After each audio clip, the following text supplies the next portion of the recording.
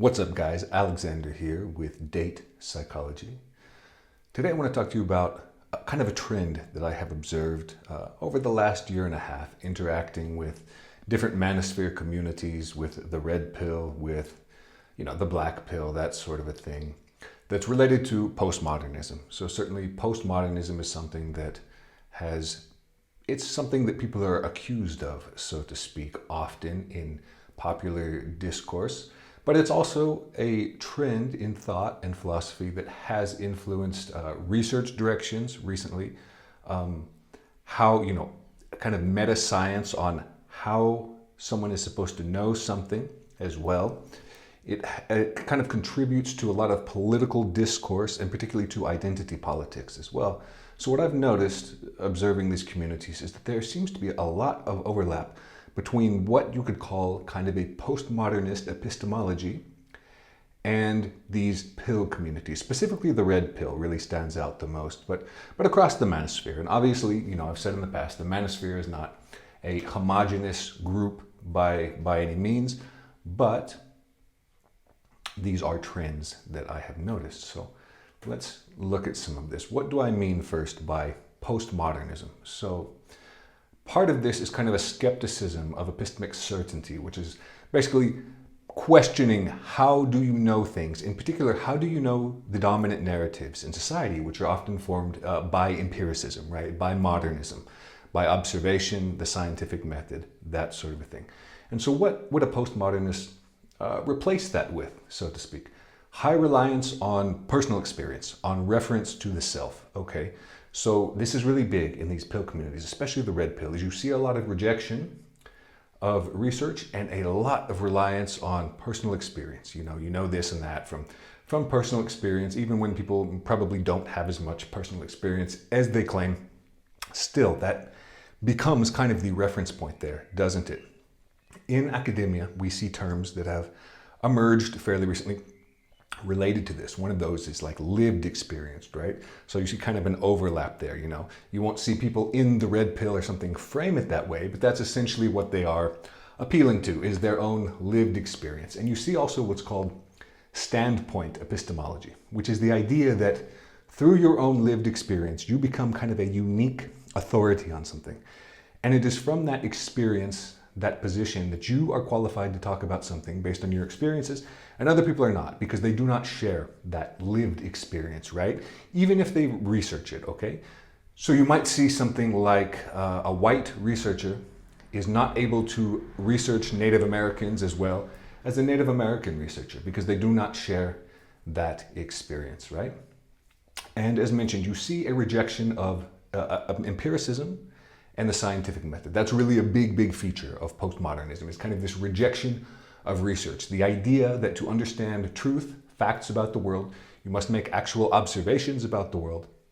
And then from those, maybe you can generalize to understanding of the world. It rejects that and replaces that with personal narratives, okay? And as I mentioned, it's not just one overarching narrative, but multiple personal narratives that are competing. And we will talk about that in a little bit more detail. And then another criticism of postmodernism from scholars in academia is that it contributes very little to the body of knowledge in a given discipline. So it doesn't make discoveries, it doesn't add anything new to a body of knowledge, and it doesn't make any predictions, nothing kind of testable in that sense. It doesn't add anything, which I think also we see a lot of with the red pill. And why is that? Because a lot of it is just like regurgitated evolutionary psychology, and I say regurgitated in a way that's almost literal, because it's almost like it's chewed up and vomited out, and it looks entirely different, right? It doesn't even resemble what the evolutionary psychologists who came up with these ideas in the first place actually believe. So these are all things, features of postmodernism, that I have seen a lot in common with a lot of red pill discourse in general. And I know some people are going to say, oh, that's not postmodernism. Well, whatever. I'm telling you what I mean and where I see commonalities. And aside from that, I'm sure people, in the red pill, in these pill communities, the manosphere, would not say, I'm a postmodernist. They would probably reject that out of hand. But nonetheless, we see a lot in common here. So what kind of attitudes might we see from postmodernists, given the role of narrative. And I'm going to talk about narrative a lot because this is extremely important. That is the epistemology and the way through which postmodernists view the world and see truth and discoveries. So given that it is a world of competing narratives and ideologies, it's really common that people operating out of this epistemological framework see things in an us versus them mentality, right? And that also means that team membership, whatever side you are on, determines if something is a fact or not. It determines who is in authority or not, how much weight you should give to the evidence, and the trustworthiness of it as well. So if someone is on your team and they agree with your narrative, or they're telling you something, yeah, perfect, you can trust them. If they're not, then there's some kind of ulterior motive, right? And because postmodernism also says empirical facts about the world are difficult to know and we can only rely on our own experiences, in that sense, there's a very high skepticism, the way it plays out for like research and statistics, right? And I mean, over the last year and a half, I share research, I do statistics, I conduct a little bit of research as well. And across all of that, yeah, what kind of response do you get from these communities? It's just like massive skepticism of the empirical data, right? And that's really a strong, strong feature of postmodernism, especially when those things kind of conflict with the narrative, right? Because when it conflicts with the narrative, then you have a problem. And we will go into that as well. This also contributes to kind of fake news. And I think this is where we have seen a lot of postmodern epistemology and discourse kind of enter into the mainstream in politics, right? And the idea that if something is contrary to the narrative, it's fake. And people will just say, yeah, it's a lie, it's fake. So, that's certainly one retreat of postmodernist. One strategy is that if it doesn't conform to the narrative, yeah, it's just fake and made up entirely. Of course, this doesn't mean, that actual literal fake news does not exist. We know that, the news can also make things up, that propaganda exists and all of that.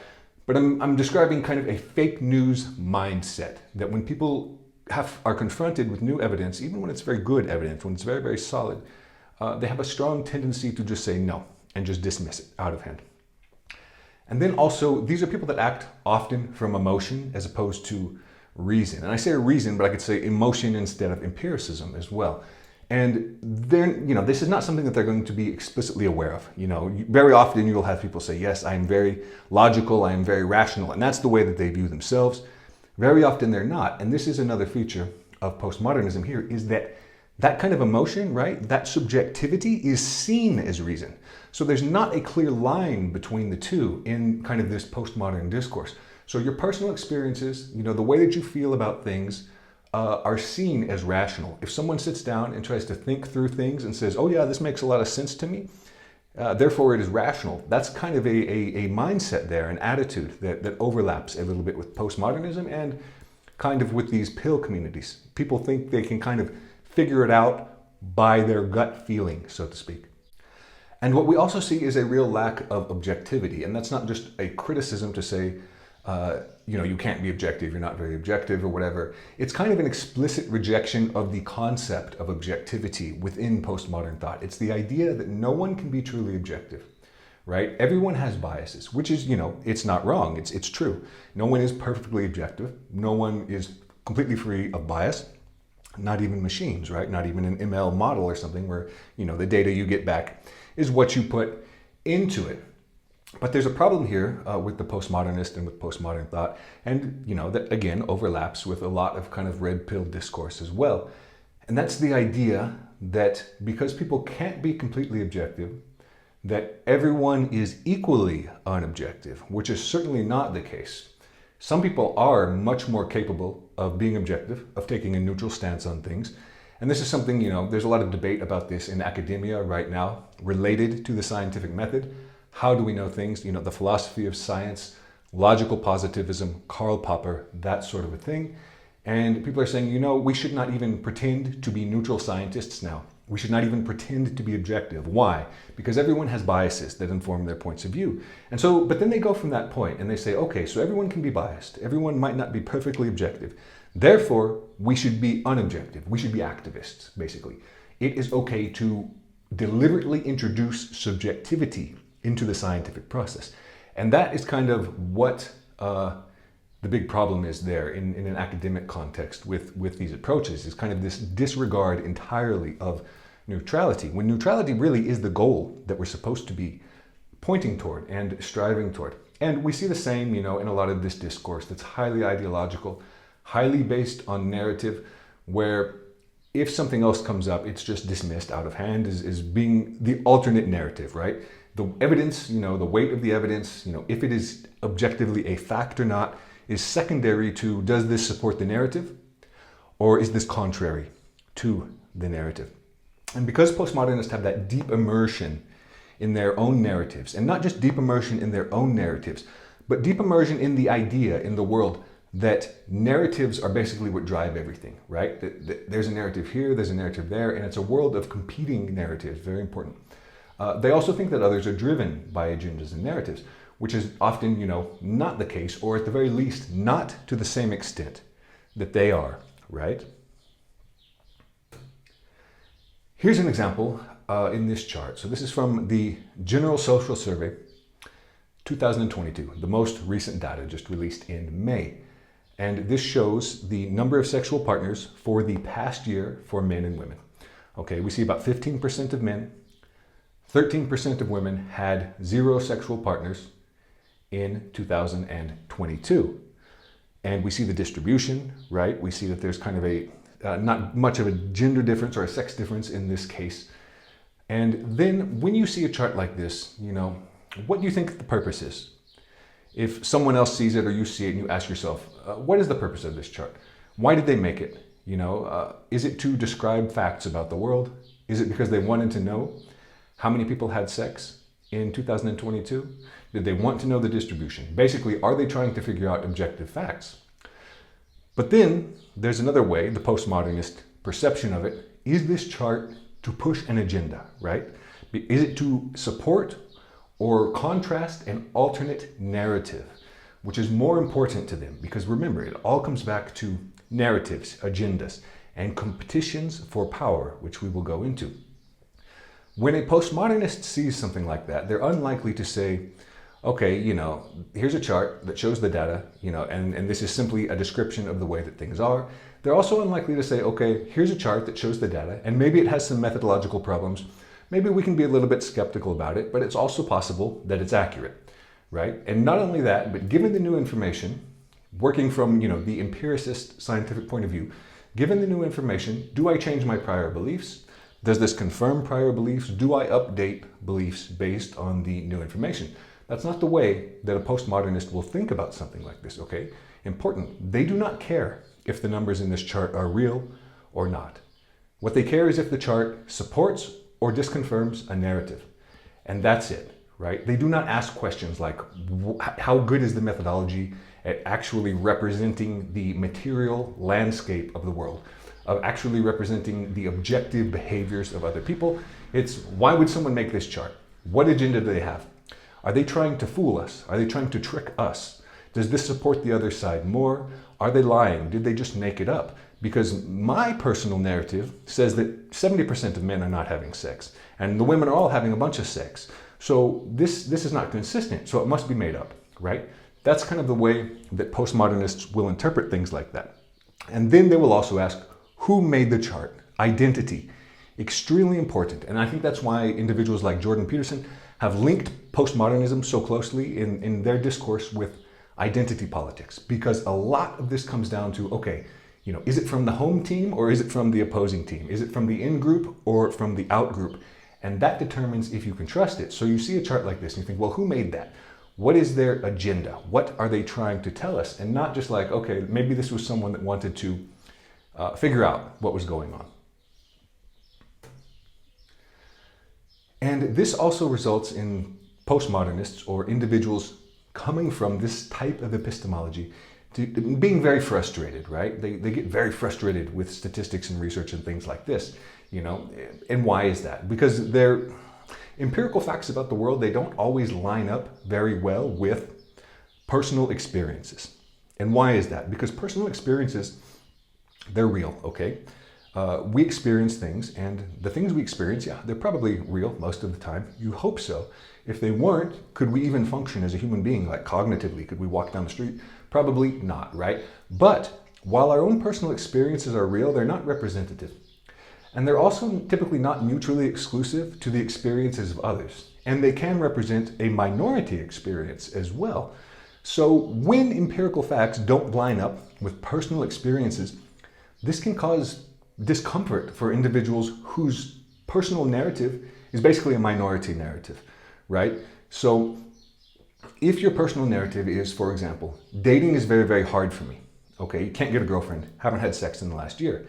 And you see a chart like this that says, okay, but most people actually had sex in the last year. That might cause a little bit of cognitive dissonance if your initial belief is like most people cannot have sex, most people are not having sex, right? And so that's the discomfort, the cognitive dissonance. Holding a belief that you are then confronted with evidence that counters that belief, then you have to make a decision like, how do you deal with that? What are the cognitive strategies for reducing dissonance? Well, we know that rejecting the new evidence is a big one, reinterpreting it, ignoring it, those sorts of things. And so there's a problem here if someone says dating is hard for me, and that's their experience, and it's real, and it is real, right, for many people. Does that mean it's hard for everyone else? Well, no. We know that it's not generalizable. But remember, postmodernists don't see it that way. It's not an approach that cares about generalizability of empirical facts about the world. It's an approach that's very much about validation of personal experience, which is why you hear so much discourse coming from that postmodernist frame of thought that is basically like, you are valid, right? I'm sure you've heard that. This is valid, you are valid, your experiences are valid. That's basically what they're saying, is that the numbers don't matter that much. What matters a lot is your own personal experience. But imagine if someone said, dating is very easy for me. You go on Tinder, you get a lot of matches. Maybe you've been married for 20 years. You've never been cheated on, whatever. Your dating life has been perfect. And then they say, therefore, it's easy for everyone else. I didn't have a problem getting a girlfriend, so you shouldn't either.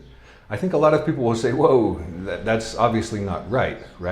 Because we see that some people do have it easy and some people struggle. And these are not, inherently contradictory. The two can exist in the world together. They're both true. But that's not what postmodernists typically care about. What they care about is the dominance of one narrative or set of beliefs over the other. So it's important for individuals who have that experience of struggling, if they come from that kind of postmodernist epistemology, to say, okay, struggling is what it is, right? It's what I experience, so that is what is. As opposed to, this is what it is for a small percentage of people. This is what it is for me. It's, my experience is real and the nature of reality, so to speak. Here is kind of a good test to see if someone has this kind of attitude, this mindset toward things. Do they need something to be true? And when I say, do they need it to be true, I'm talking about if it comes down to people that are talking about like facts about the world, about like statistics or data or something like that. Do they need it to be true to be consistent with their ideology and what they believe? If it is not true, will that cause dissonance for them? Will that shake them up in some way? Will that disrupt their worldview, or will they have difficulty integrating it into a new worldview? For postmodernists, remember, there aren't really facts. There's narratives and there's different experiences. So facts in that case are only useful insofar as that they confirm a narrative, right? Facts are only employed in the service of confirming a narrative. And that's kind of what you see in research that takes an explicitly postmodernist take. They say, okay, we're going to take this, we're going to interpret it specifically through this point of view. I'm going to look for participants that have had this experience, and I'm going to relate those experiences to you. And new beliefs, again, they won't change with facts. So this first chart here is from the General Social Survey in 2018, and it showed that there was a large increase in male virginity in men who had zero sexual partners since age 18. Between 2008 and 2018. If you look at the yearly statistics in the GSS, you also saw something interesting in 2018, which was that many, many more men than women reported being without sex. And so these two charts, they basically got memed everywhere, right? Because, again, they were supportive of a worldview. What worldview was that? Kind of a black pill worldview, right? The idea that men were being excluded from the dating pool, but women were not. Okay? And so this was very popular because it confirmed a worldview. The second chart is the General Social Survey statistics from 2022. Same data set that I showed you in the last chart, and this is from the Institute of Family Studies here. Again, we see sexlessness way down for men and women, right? Similar percentage of men and women. Now, when I ran the statistics for this, and when I posted this chart here from Nicholas at the Institute of Family Studies as well, yeah, the response very, very hostile for many people. I don't believe it. I can't believe it. I can't believe that's true. How can 90% of people be having sex or whatever? You know, why is there immediate acceptance of one but rejection of the other? Well, it's because people say it doesn't match up with their personal experience. Well, my lived experience doesn't confirm with that. Okay, yeah, but your lived experience doesn't tell you about the world around you, at least not from the scientific point of view, right? Not from, you know, the empiricist point of view. But it's normal, you know, if people see statistics that don't match up with their own personal experience, especially if they're not really well able to take kind of an objective point of view cognitively. And some people are good at this and some people are like really bad at this.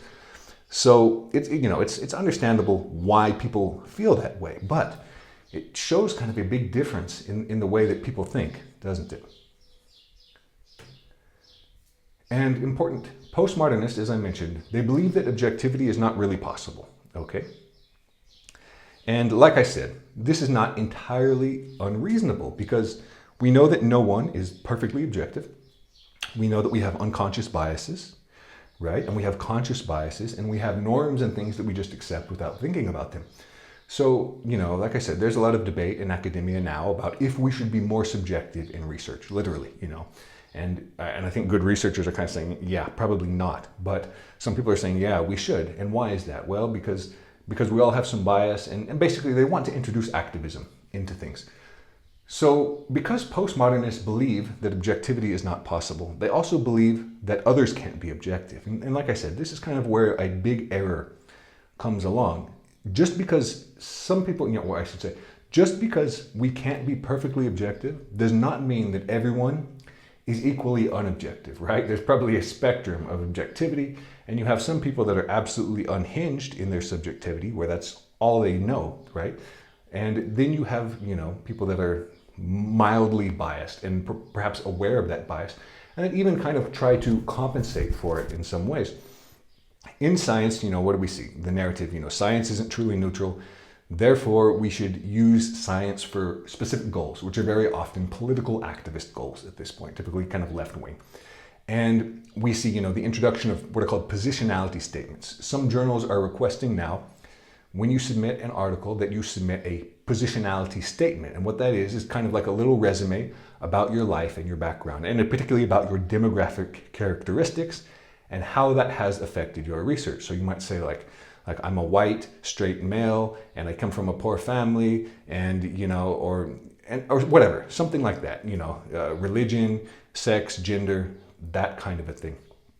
And the idea of this, I guess, is that it is supposed to let you be aware of your own biases, inform readers, where you are coming from, whatever. Does this work or anything? There's no reason to think that it actually does anything at this point. But it comes from that trend of postmodernism, the idea that individual characters, traits of individuals, right? Individual characteristics are extremely important, and that they basically taint everything that you do, right? That if you are a white researcher, if you are you know, blue-pilled or whatever in pill discourses, that you cannot be objective. It puts people into teams, and then it kind of poisons the well, in a sense.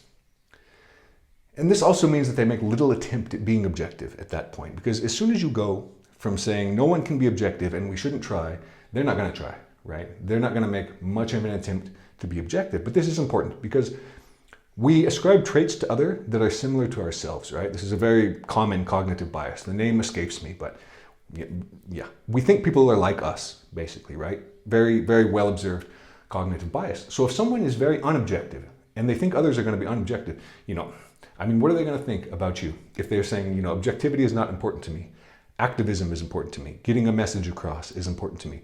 They're going to think others don't care about being objective. They're definitely going to underestimate the extent to which other researchers, academics, that sort of thing, really do actually care about trying to be like really neutral and really objective, because they don't care, you know. And again, that's kind of what we see in a lot of this pill discourse as well, isn't it? That individuals think that everyone else has an agenda, when in fact, you know, you have people selling courses online and promoting their stuff, and they're, you know, really pushing really, really hard in ideology. So is it surprising that they think that everyone else is trying to push an ideology similarly, right? They see the world through a battle of competing narratives. So they think that others do as well, but it's not necessarily the case. And the purpose of these narratives, right, it's not to uncover, again, objective or factual truths about the world. It's to score points for power, right? It's the dominance or the victory of one narrative over the other. And in politics, the idea is that these narratives serve certain groups or classes over others, right? So the dominance or the victory of one narrative is also essentially the dominance or the victory of one group or another group. So they serve power in that sense. And yeah, but the point is not to uncover objective facts, which is basically the empiricist epistemology, right? The basis of the scientific method, the basis of how we have come to think of, you know, truth, knowledge, facts in modernism, in Western modernism. That's what postmodernism rejects, the idea that, you know, you even want to uncover objective facts. You don't want to. You want to have your narrative win, basically.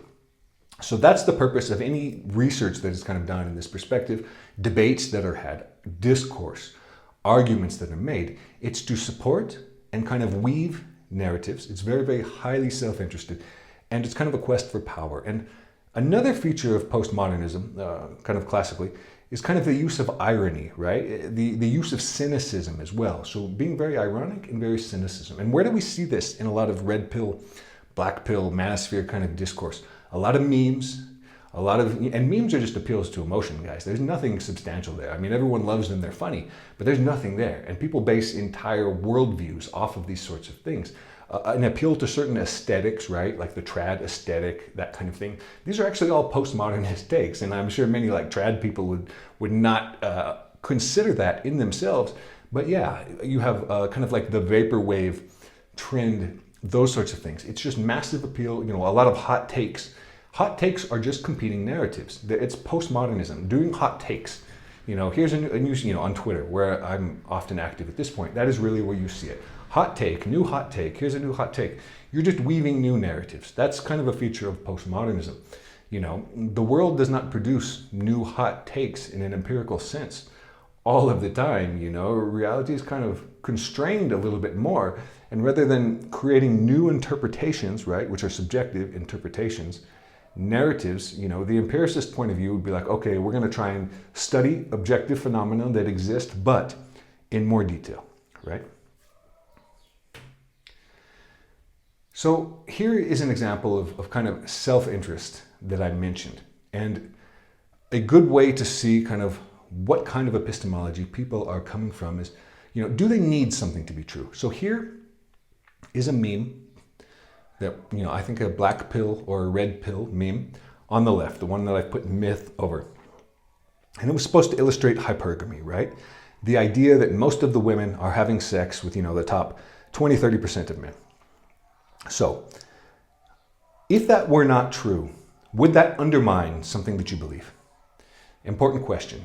And particularly, would this undermine a narrative that you have or an ideology that you have? If you believe now, you know, like, if you believe in a very literal sense, like, you know, all of the women are having sex with 30% of the men and 70% are excluded, if you found out, you know, proof, you know, whatever that convinces you that's not true, would that like shake your world up a little bit?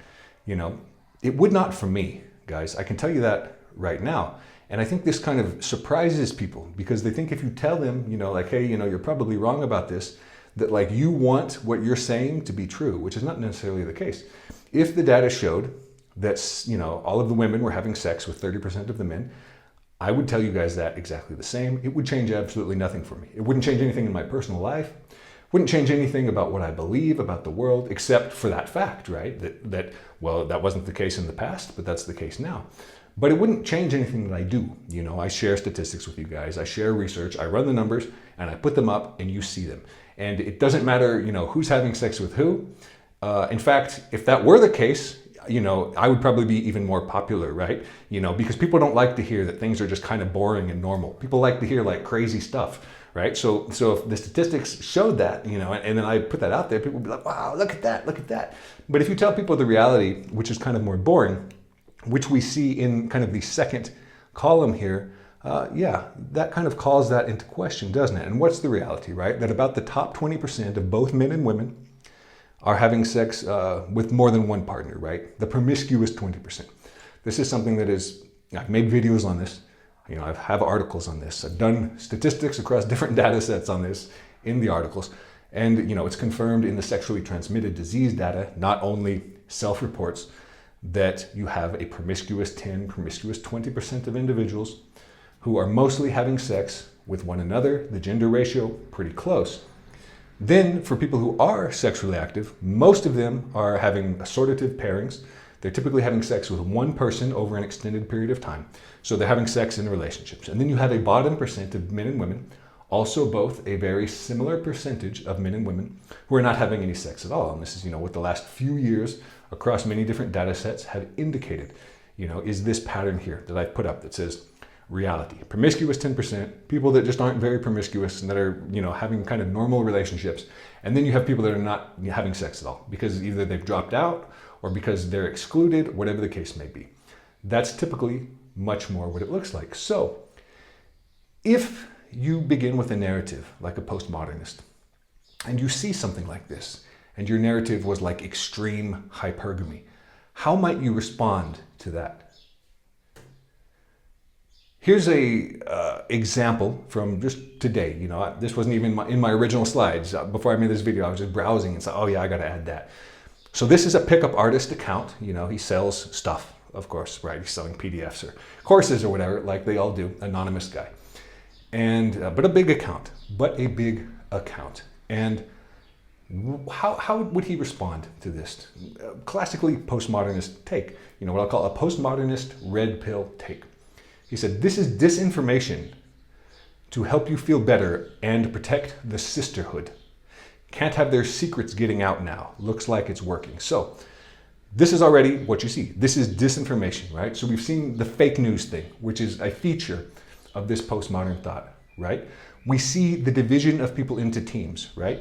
This is basically propaganda. It's a conspiracy theory, right? There's a lot of conspiracist kind of thinking going on, that it is from the other team, right? And what is the other team in this case? It's the sisterhood. So is that feminists? Is it all of the women?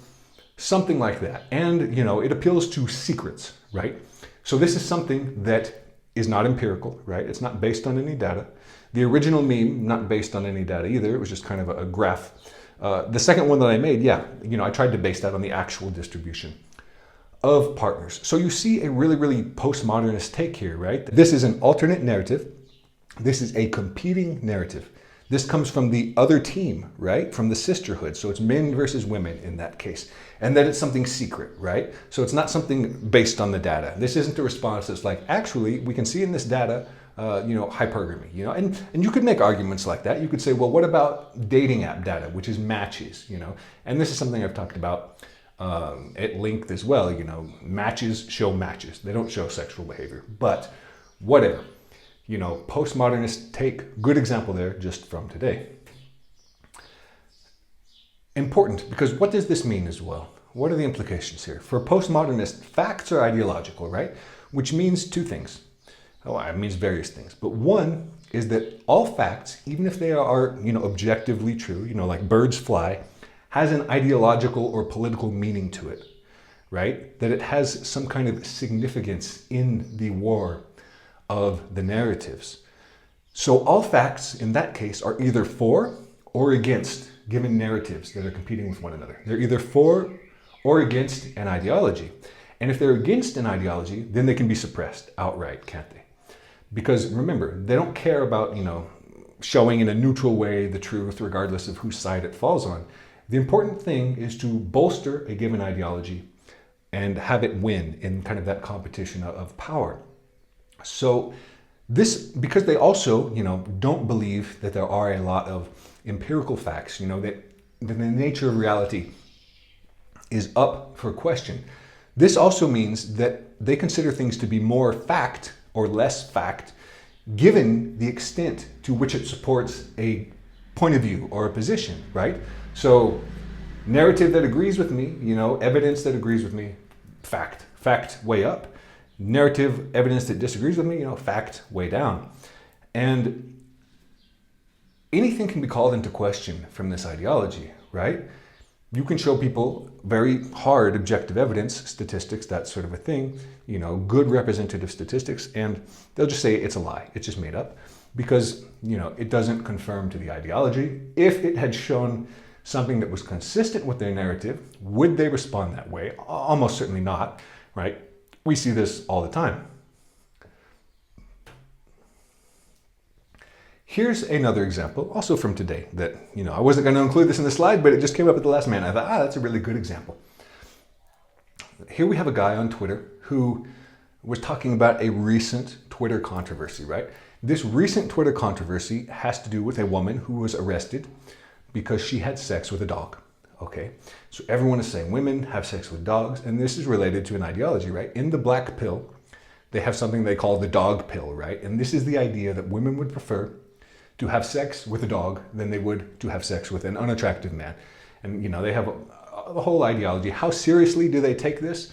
I don't know for sure. But we, certainly watching this narrative and this discourse unravel on Twitter, a lot of people don't seem to care, how true it is, but rather they take these anecdotes, right, and they use them to dunk on the opposite side. Again, these narratives are quests for power. And that's what you see in this kind of culture of dunking, right?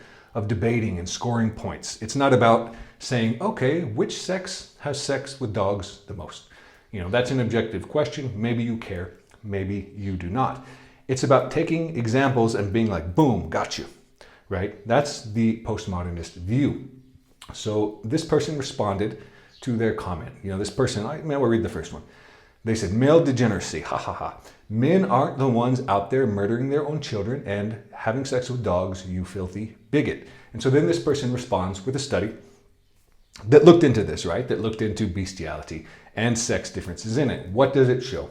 Of course, men are overrepresented in bestiality. This should not surprise anyone who is familiar with evolutionary psychology and sex differences.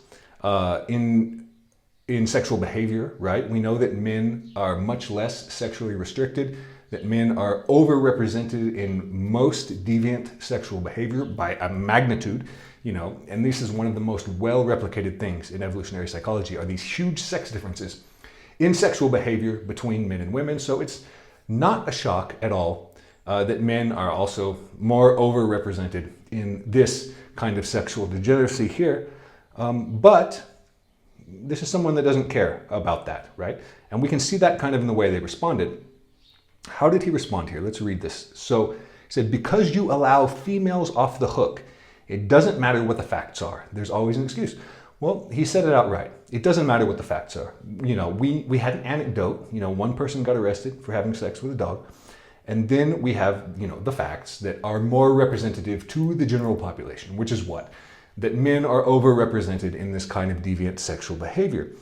But because this is a person for who the facts do not matter, they will respond. And that's just something that Sigmund Freud observed, is projection, right? Very early on, and it's something that has, kind of borne out to be the case in psychology. This is what people do. They think others are like them. They think others believe the way that they do. When they behave a certain way, they will project it onto other people. So you have someone responding to essentially what are the facts, with saying it doesn't matter what the facts are. Okay, well, to who, is kind of the question here. Interesting, he also said, you let females off the hook, right? So the thing is already framed from a postmodernist point of view. It's the battle of the sexes, right? It's identity politics. It is men versus women. It's not saying who does this more. It could be either, let's see what the data say. It's, this is either supporting, the male team, or it's supporting the female team, right? And then she responds, she said, the facts do matter. And then the guy says, the facts only matter when they favor females. And yeah, is this not kind of how I just described the way that postmodernists view facts, right? that anyone telling you something about the world is doing it in service of a narrative. And this is not just their description of how others do it, but this is kind of the lens through which they see the world, is the idea that no one can care about real facts. The idea that there's no one who just wants to see what is real or true and wants to tell you. That everything is kind of a battle and that facts are secondary to the service that they provide within competing narratives. And this is important because this also means, people coming from this mindset, this postmodernist mindset or epistemology, they think very, very differently. If you follow this channel and watch my videos, they probably think very differently than you do because they're very motivated by these narratives. It's the way that they see the world, and it's the lens through which they interpret what is real, basically. Whereas if you're someone that likes to read studies and that, you're probably motivated more by something like discovery, right? And there's a conflict here because discovery is seen as a threat to postmodernists often, which is why we see a lot of censorship now in academia towards research, right? Towards certain research topics, and they use postmodernist narratives to censor those topics, to tell researchers, why can't you research that topic? And what is one of those? Well, the implications would not be good. Say you research differences in group intelligence, for example. What if you find out one group is less intelligent than the other? The implications might not be good for that. So they're kind of saying, no, you can't research this kind of stuff, right? Because what would the consequences be? And even major journals like Nature Now are asking you to submit certain statements that say, okay, this is not going to have aversive consequences for society depending on what you find. So they care about the direction and the results and the way that will impact their goals, basically, which are often activist goals. They don't care kind of in the, hardcore scientist mindset, I guess you could say almost an autistic scientist mindset that's I have no, I'm very neutral on this and I just want to know what the facts are. The people that were kind of I just want to build the atomic bomb. I don't care what you use it for. I just want to do the science. They have a hard time believing that there's people, the postmodernists, that just want to do the science, right? That are not that invested in kind of the implications. And they might even tell you, it's bad not to be, but whatever. This also means, that discovery, given that, is seen as a threat, okay? Like I said, they might not want certain things to be discovered. They might not want them to be shared because it can undermine their goals, their quest for power, their activism, and, fundamentally, deeper than that, their narrative, their competing narratives, right? You discover things that are no longer supportive of a given narrative, and they're kind of why would you even say that? This doesn't help us, right? That's how they think about it. Does this help us or does it hurt us? Here's an example. This is from a researcher, a recent event. This professor at Florida University was recently fired, canned, whatever. They kicked him out. I'm not sure exactly what his status is, but he got caught faking data across multiple published papers, right? So faking data, he just made it up completely, they do that sometimes. And they get caught when they do that. It's not, you can detect when data is faked. Sometimes it's not easy to do. Anyway, he got caught. What was he trying to do? He was trying to make racism in some context, whatever he was studying, seem more common than it was. So he was basically, faking data to create an effect when there was no effect, right? And why might that be? You say that you are coming from that view, that activist point of view, you have a goal. And that goal in this case is probably something like anti-racism, right? And you're doing studies, and then the studies say, the effect is very small. Maybe we're not detecting racism here in the workplace or police or whatever. I'm not exactly sure what it was. And then you publish that, and then you're publishing facts, right, about the world that don't conform to the narrative. And that's not what he wants to do from the outset either, right? From the outset, what he wants to do is something that confirms the narrative. So you can have professors that do different things, I should say researchers that do different things. They might get a result they don't like and simply not publish it, right? Or null results, often don't get published, not even because they don't want to, just, publication bias. That's a different topic. Or, they might just say, that's not even enough. I'm just going to make things up. Okay, well, yeah, this is what happens when you're motivated by narrative, right? People make things up. And, in just general discourse with people, you will see that people who are highly ideological, who are very motivated by ideology, they have no problem just making things up on the spot, right? What can you say? It's a lie. They have no problem just lying in service of what they believe. And postmodernists, they focus on personal traits, and I've mentioned this a lot. The grouping of individuals into teams, right?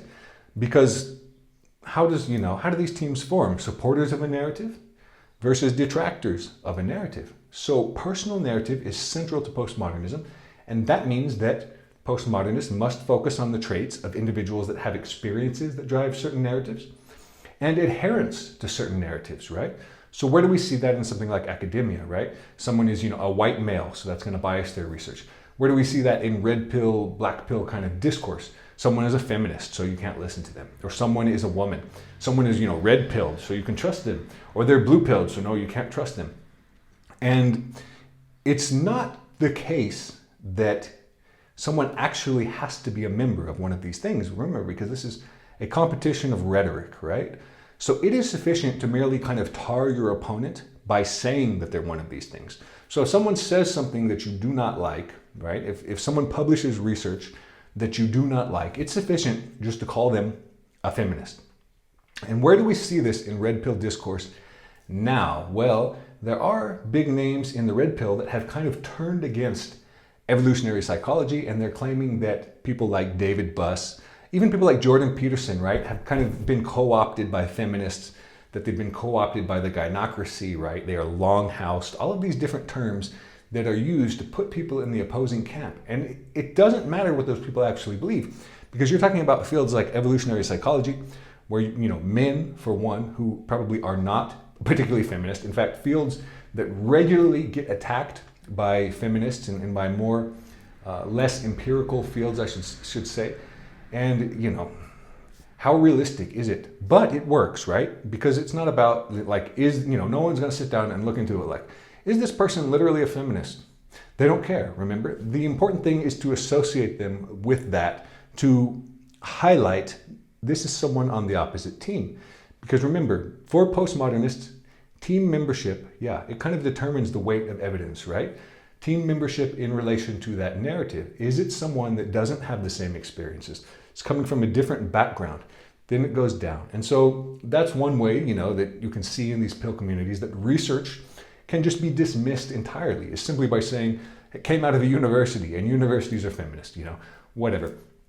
You see, another one, a Chad, right? Can you listen to someone about dating if they are a Chad? Whatever. I mean, that's kind of something, I've seen out there a little bit. Well, it is someone that does not have the same personal experiences as the non-Chad, right? The normie or whatever. If someone who has always done really well with women, they're not going to have the same experience as someone who hasn't. But their identity has nothing to do with something like the general social survey statistics, right? The people that collected that at NORC, it's not a Chad, right? It's not because some Chad is telling you what the statistics are. That has no relationship whatsoever. And it's the same thing if you have kind of like a white male who's researching, police brutality or whatever, and then the statistics come out and then someone says, I don't believe that because a white male did it. And it's like, okay, yeah, but, are you saying that they lied because they're a Chad or because they're a white male or something like that? Or what is really the implication here? Obviously, these are not, logical points of view. They're not rational or they're not empirical in that sense. The idea is to make an emotional cognitive bonding, right?